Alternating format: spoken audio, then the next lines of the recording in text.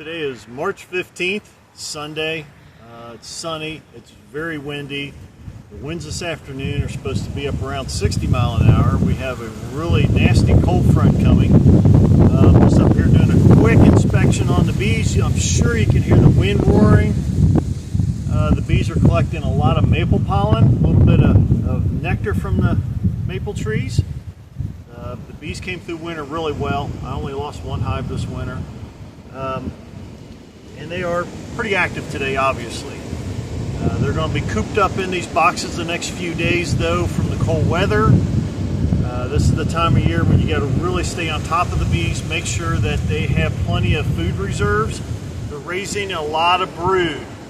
I'm sure this wind is really making it sound horrible. They're raising a lot of brood, and when they're boxed up for a few days, they will burn through a lot of food. So make sure they got plenty of reserves.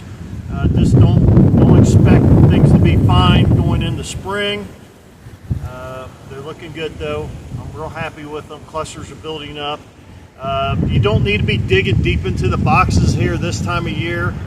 The only thing you need to do is, do they have plenty of food and are they queen right? There's no reason to be digging deep into the boxes. So just a little quick peek. They look good.